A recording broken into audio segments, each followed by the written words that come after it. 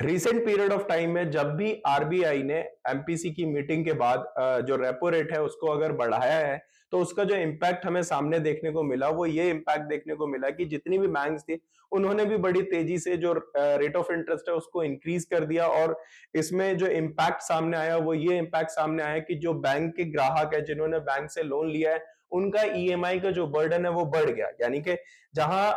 RBI ने हल्का सा भी रेट ऑफ इंटरेस्ट इंक्रीज करा तो ये बैंक्स तुरंत जो कस्टमर है उसके ऊपर रेट ऑफ इंटरेस्ट का जो बर्डन है वो डाल देते हैं। तो ऐसे में आरबीआई का कहना है कि जो बैंक है उनके जो डिपॉजिटर्स है, स्पेशली जो सेविंग अकाउंट डिपॉजिटर है, उनको कहीं ना कहीं ज्यादा रेट ऑफ इंटरेस्ट मिलना चाहिए, ऐसा आरबीआई का मानना है। क्योंकि नॉर्मली ये जो प्राइवेट बैंक है ये क्या करते हैं कि जो कस्टमर को जो रेट ऑफ इंटरेस्ट अलाउ कर रहे हैं वो 2.7% से लेके, प्राइवेट और गवर्नमेंट दोनों ही बैंक 2.7% से लेके 40% के आसपास का रेट ऑफ इंटरेस्ट अलाउ करते हैं। जबकि नॉर्मली अगर हम इस चीज को समझे तो हम समझ सकते हैं कि जो बैंक्स के पास आरबीआई की रिपोर्ट के अकॉर्डिंग अगर हम बात करें तो बैंक्स के पास जितना भी डिपॉजिट आता है उस डिपॉजिट का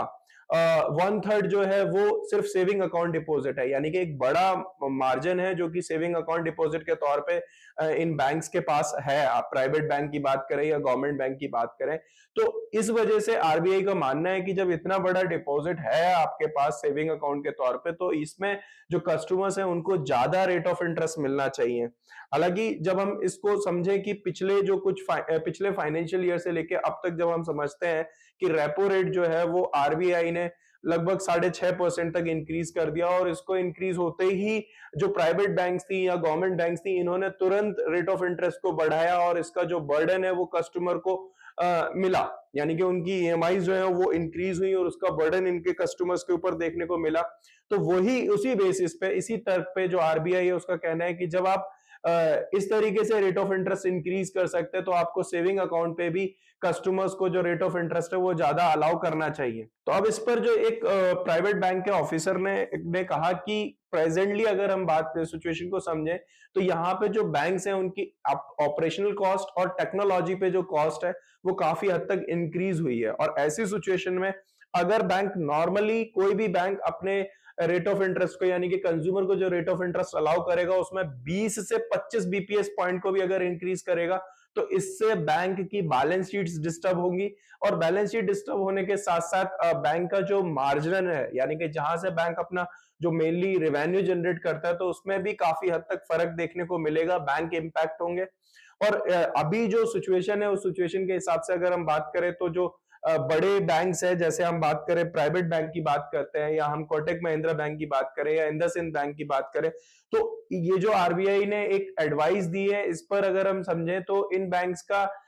ऐसा कोई मूड नहीं है कि ये आने वाले टाइम में लोगों को सेविंग्स पे ज्यादा रेट ऑफ इंटरेस्ट अलाउ करेंगे। हालांकि एक नेक्स्ट ऑप्शन है लोगों के पास, अगर आपको सेविंग पे ज्यादा रेट ऑफ इंटरेस्ट चाहिए तो जो स्मॉल सेविंग बैंक होते हैं जो कि नॉर्मली छोटे छोटे बैंक होते हैं और सेविंग अकाउंट पर्पस के लिए या नॉर्मली उनको डिपॉजिट चाहिए, तो वो अपने कस्टमर्स को अट्रैक्ट करने के लिए 7% तक का रेट ऑफ इंटरेस्ट अलाउ कर रहे हैं सेविंग पे। तो हम एक सिचुएशन ले सकते हैं कि आरबीआई जो बोल रहे हैं कि सेविंग अकाउंट पे ज्यादा रेट ऑफ इंटरेस्ट अलाउ करना चाहिए, तो बड़े बैंक्स और बड़े चाहे प्राइवेट बैंक की बात करें या गवर्नमेंट बैंक की बात करें तो ये रेट ऑफ इंटरेस्ट बढ़ा के नहीं दे रहे कस्टमर्स को। लेकिन दूसरी तरफ जो स्मॉल सेविंग बैंक्स हैं वो कस्टमर्स को ज्यादा रेट ऑफ इंटरेस्ट दे रहे हैं। तो हम अगर ज्यादा रेट ऑफ इंटरेस्ट चाहते हैं तो हम स्मॉल सेविंग बैंक्स की तरफ मूव कर सकते हैं या वहां पे भी हम नए अकाउंट्स ओपन करा सकते हैं। तो ये थी कुछ जानकारी जो हमने आपके साथ शेयर की। ऐसे ही जानकारी के लिए बने रहिए इंडिया न्यूज बिजनेस के साथ। अगर आपको ये वीडियो पसंद आया तो वीडियो को लाइक करिए, चैनल को सब्सक्राइब करिए।